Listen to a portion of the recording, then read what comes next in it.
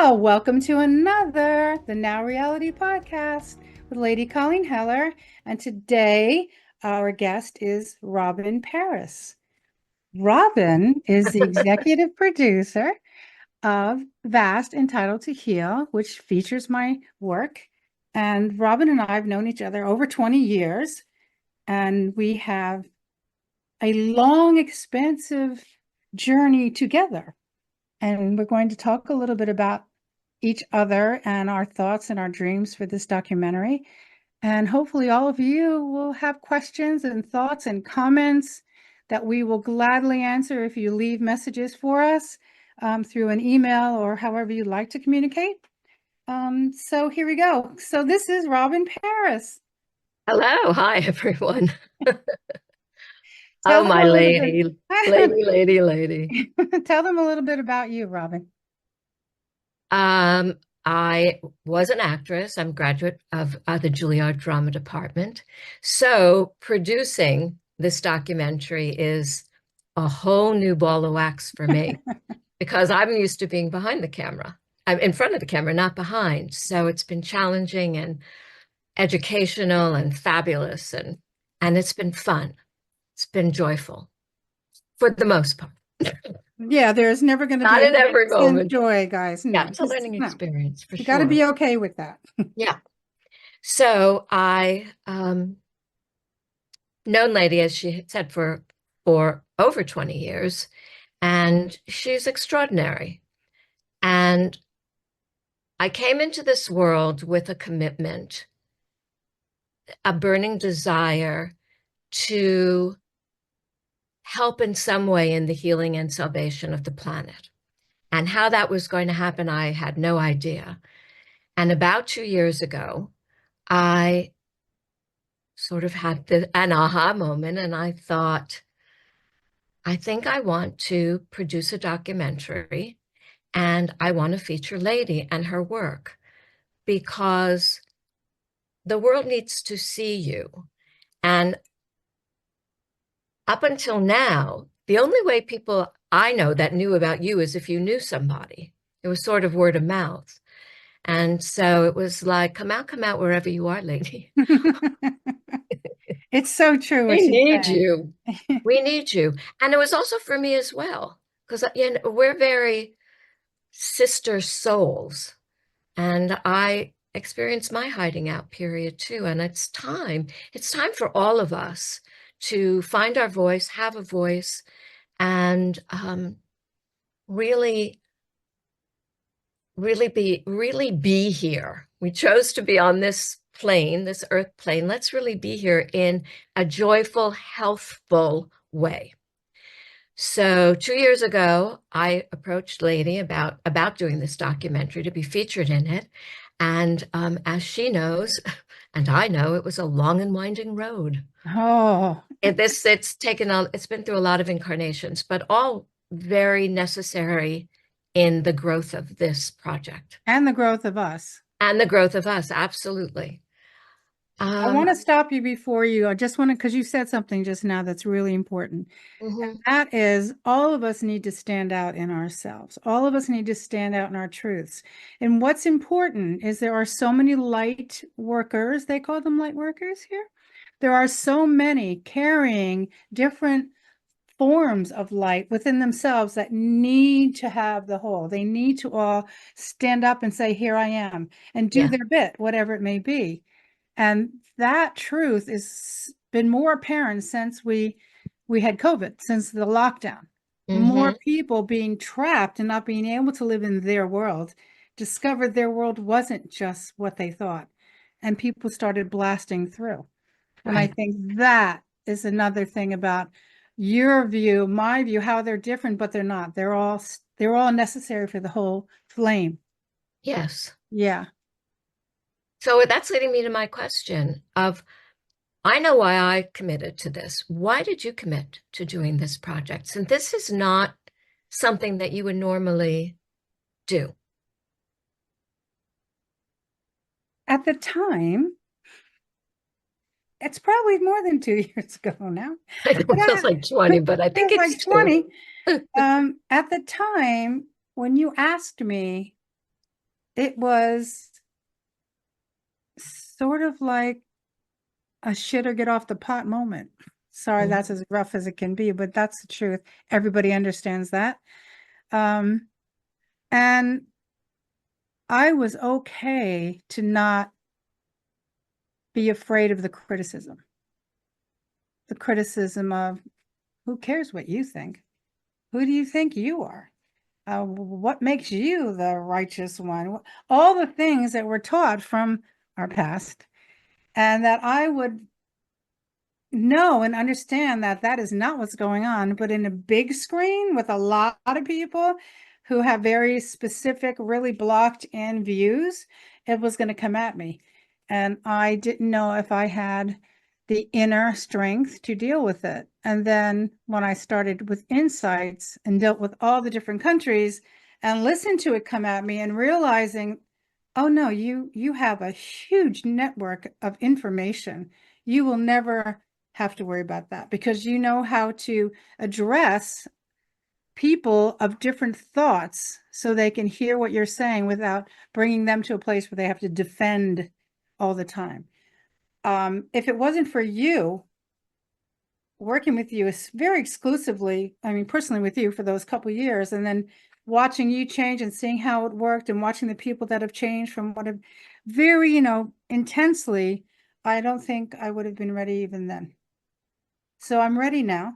And I've been working with speaking outside of myself, speaking to people who think it's evil, or speak to someone who said it's against religion, or speaking to people that they have very, very strict ideas about how things are supposed to go, but saying it in a way where it's not stopping them. I'm just asking them to explore beyond. Stay with it, but open your Mhm. mind a little more, not attacking. And this makes it easier for people to hear and listen.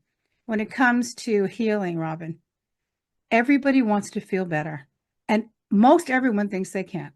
So when I get a chance to put my hands near somebody or even sit in their space, projecting that, then they sense it, they want to be around me because that's what I do. Mhm. So it's easier for me to translate it even through a computer screen than it was before. I was very hidden. Now I'm not.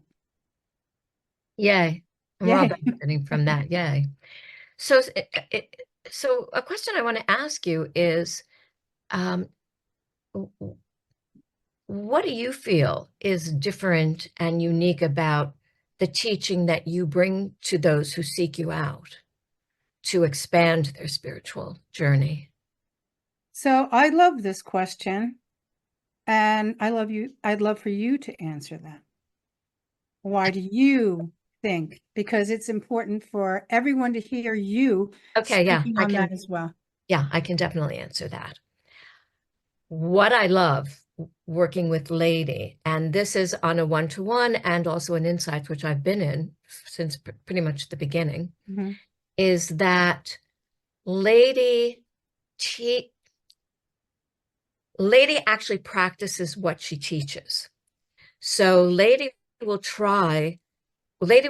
do a protocol or um, any kind of a protocol herself and see and relate it to what's going on with her physically, emotionally, and then she presents it to teach to a student. And so when there's maybe I get stuck or I don't understand something. Well, Lady might have not been stuck the way I was, but maybe came against a block that she understands. Well, okay, that could happen. And this is what I did to get around it. And this is what I'm receiving for you to help you with it.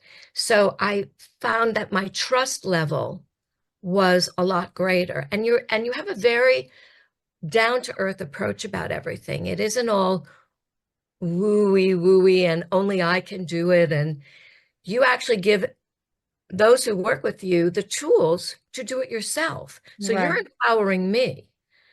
And I think that, like, when you were speaking, I kept thinking about COVID and people who were isolated, who lived by themselves. And there was always the threat of going out and getting COVID. And what do we do if we got it? How do I participate? And there were so many listening to the TV, and there was just so many different messages that we were getting that to know that I am a co-creator and a participant in my own healing is really, really powerful. And I think that for those of us who started working with you in Insights, COVID wasn't over yet, that we had, I just felt much more empowered. If something came up for me physically, particularly, or even emotionally, my fear around, is this ever going to be over? Are we ever going to resume normal life? Uh, I you know, remember I, and during Insights, because COVID had, I started Insights 2 weeks after the lockdown. I was already on. oh We had already set it God, up, I'm so, yeah, and yeah, then it was like March, whatever. And then by April 1st, we were already in Insights. We already had people around the world in COVID. right, yeah, So one of the things is COVID itself, even though it caused so many deaths and horrors to all of us, it brought a real reality in, like the now reality, the one you really live in, not what am I doing tomorrow? Because nobody knew if there would be a there tomorrow. was, yeah, Right. There was no birds in the sky. There were no yeah, planes going overhead. The water was blue again. There was no pollution. There was no killings. There was no shootings. All of humanity's faults were put down. They couldn't do anything. And hmm the earth was up and happy and joyful. And that sensation, the people at Insights especially got a chance to experience through the projects that we did, bringing you more to nature. Yeah, open the window, go outside. No one said go communicate with other people that way, but hmm make your place and your space yours again. Be hmm of it. Yeah, I thought that that was a pretty fascinating. raise your vibration, Yes, breathe, by all a the breathing simple thing. techniques gave us, And find joy. we all laughed, we joked. I was asked a question, and I'll never forget this. One of the really skeptical people, which believe you me, I am very skeptical. I need proof, I proof. know, I I am know. not sitting there going, this is how it is, and I heard it, we'll do it. No, this is, I heard it, I'm going to do it because it's probably, I don't know, whatever. And then it happens. I go, okay, so now I have some feet. So now I'm able to then say, look, this is the project around this vibration. Let's all try it. But one of the women said it was coming to summer. And, there was a lot of political eat bleach and all this other stuff that made, it's like, what? They all should just stay like we are, quiet. Let's just all be quiet. And she said to me, it's summer and this is never going to end. And I said, listen. They said, what do you think? I said, I'm going to tell you, this is what's going to happen. I didn't say maybe. I was like, clear. This hmm is what's going to happen. When June comes, you will be outside. When June comes, you will all be outside. You will be able to mix. You'll be out there. You'll have fresh air. There will be a turn. COVID won't be over, but this part will. hmm And you will. Oh, I won't be able to go here. I said, you will. You mark my words. Don't ever listen to me again. But I'm telling you, this is a truth I'm sure of. And sure enough, that's what happened. And it hmm was very startling for the people that were skeptical because even up to the week before, the block was still on. yeah, And then it was like gone in 2 days. And then the next week was the week I said that it was going to be open again. And that's exactly what happened. And what I got from people that listened, including myself saying, God, I hope this is right, was oh, she does have a chance to teach us something we may not be able to get easily on our own yet. But she also is there to teach you how to get there. It's not mhm, just about me. yeah, So what about you, Robin? This yeah, whole project is about Vast, Entitled to Heal. Vast came from my near-death experience. Before that, it was just energy, universe, vibration, whatever it may have been that I could use for the last 5 decades. But the word vast became very clear to me in that near death. You decided to do this documentary on this workings. What do you want absolutely. people to understand from it, basically? Yeah, it's a lot. Mm, What I want people to know that, yes, that self-healing is our birthright and that we are spiritual beings having a human experience. We're not human beings having a spiritual experience. And what I heard for so long, people saying, or they'll listen, they'll watch a documentary or a show, or they'll hear in conversation, well, go and meditate, uh, breathe. And I know many people don't know how to do that.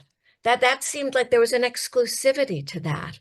Or you had to go spend a lot of money taking a course somewhere to learn all of that. And so doing this documentary, I want to make it available.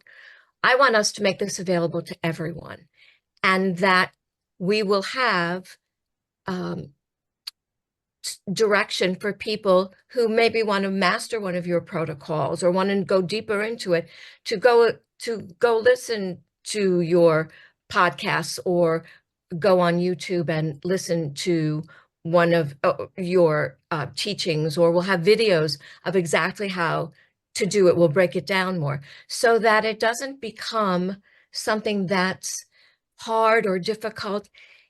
What I found is that a lot of your protocols are, first of all, very joyful to do, fun to do, and not that hard. You don't have to have been in this work for 20 years to understand it. Anybody could come in if you have if it resonates in you even the littlest amount. I mean, you can there's a whole new world that can open up to you of how you're able to be a master of your own well-being. And I learned a lot about that in Insights with You. I used to think that if I was sick, well, that was my lot in life, and I have to wait for it to be over. Or if I was sad or angry, well, I'll just have to wait for it to be over. Yeah. And you gave me and everyone else in Insights tools to raise my vibration, be joyful. How do you do that? That sounds hard. And it's not. It's actually it's fun and easy. And And simple. yeah, in a breath, you can change your whole reality of how you're viewing things. Exactly. And as you rise, what I've seen in my own household, everyone else around me rose, and things get much better. My marriage was always, I married a wonderful man, but it's gotten richer and fuller, and he, I think a your much level, your deeper relationship, because connection. we were Yeah, married, both of us have been married more than once. We yeah, know the things that we've done in the past maybe didn't register, and every relationship brings a different look at yourself. Sometimes you want to see it, and sometimes you don't. But I think this relationship with you, your current one, you wanted more for it. mm-hmm. And it's difficult. All of us, we don't know what we did wrong to begin with. We still think we just did it right and they're wrong. We never look at us. That's the hardest thing to do, is to look at yourself. And through Yeah, insights and vast and the vibratory fields that are available, we can see that we don't have to hold on to that. We don't have to hold on to that thing that we didn't do right or how we messed it up. We need to be really right here and be as happy as we can and make that the focus of now, not I didn't do this or I've held that, you know? yeah. And I don't want anybody like listening thinking, oh yeah, well, here, this is little Pollyanna talking, this little Miss Goody Two Shoes, like be happy, happy, happy. It's not that. That's No. my true self. That is actually being in my true nature. Of we're divine beings. We're created in love and light. Yep. Why not be that? Why not be that? That's more of who I am than when I'm angry or when I'm sad or feeling victimized or any of that. That's just a lot of meaning making machine stuff that we all do. We put meanings into everything. And the reality is that we live in such abundance and gratitude, and there are miracles everywhere, all around us in every moment. And when we embrace that, and we just naturally rise. It's like a cake. We just rise. I think that is something where you can look at where you are now versus where you were 8 years ago. Hmm. That Oh, yeah. wasn't the norm. And I Mhm. think every single person who listens to you and the joy in your voice and what you're speaking. This is from Robin doing something about letting herself go from the past and being who she is right now and who she always was, but all the trappings of humanity that have been pushed to her or have happened to her, they don't hold her down anymore. It's like having um a hot air balloon, right? You're in the hot air balloon, it's already up, but they forgot to take the ropes off the anchor. We're still anchored to the earth. You're not moving, but you're up there. And then now you cut those. So now it's Yeah. completely free and flowing. And that's what joy really is. And that is what Vast has taught me. This is what I impart to everyone. And this is something that we want to capture on the film Yes. entitled to heal. You are entitled to heal. It is the only thing you are entitled to. I'm sorry. It's just you're entitled to heal, nothing else. Well, that's pretty big. It I'll take is. that. Getting people to believe that is one thing for sure. But when you have your health, you have just about everything. You need your help. That is the That is most important thing. correct. That's the most important thing. I agree. You know, um, the protocols that you have created, Yes. how have you benefited from what you've received since we've been doing, since even we started doing the documentary? Like, for example, the protocol, like VEMS, which is my So favorite. VEMS, I want you to remember, came as soon as I started Insights. Within the realm of months, it showed up, and I worked on it for 6 months Yeah, with somebody, 6 months, 3 times a week, with this one girl who was very skeptical. I knew she would give me feedback, and it would be honest, skeptical feedback. And when she had an aha, we journaled it. She wrote everything down. This is how I feel today. This is how I feel when I left. This is what I got every single time, which I have. And from there, I honed it and honed it and honed it into a body, mind, spiritual, expansive modality to help you adjust everything, align everything in the body through sound, through movement, through breath to put you in the best health possible at the moment. So in 8 minutes, you are completely lined up through yeah, doing this protocol. And I spent months, like I said, at least 6 months before I started giving it out. I gave it to you, Robin. yeah, Try this and see it. Break it down. We're going to do this. We're going to do this part. When it got to the part at the end, because VEMS is 8 minutes long. The very last part about joining you with everything that is, that last moment of putting it all together, even on film, you can see people change. You can see their aura change. You can see an aura. People don't know what that means until you see this. And you're like, what's that? That's you in your expanded form. You've allowed yourself to be part of your body, but also be the extension of what your body really is in a pretty close sense. We know now that we're able to expand way beyond what we see. What we feel is where we go. That's how we go, through feelings. So VEMS for me, it wasn't different than any other protocol I ever got. The difference for me was what it meant for a totality. I did different things for the body, different scans, different releases for years, but it'd be for the heart, or be for the movement, or it'd be for mindset. But it was different things, but they weren't put all together. together. Yeah, When the near death happened, the fact was that information at that time was, I've done all these things, I'm good to go. I've helped people. I've done everything. My family's good. I'm good. And oh, then you it mean was, you're saying this to yourself when you're on what you think is your deathbed? yeah, Like, I'm ready. I'm Okay. ready to go. We're out of Yeah. here.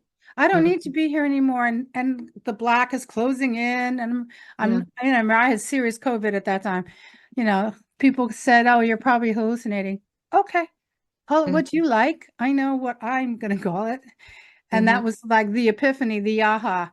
And waking up to that, like going from soaking wet and going back to a bed that was totally dry after just getting up and no, this was another reality. This is me Yeah. understanding the depth of what I had been doing. I hadn't even opened the door. And I thought I had, Robin. I thought I was done. But Yeah. no. No. So the difference between me now and before this is vast.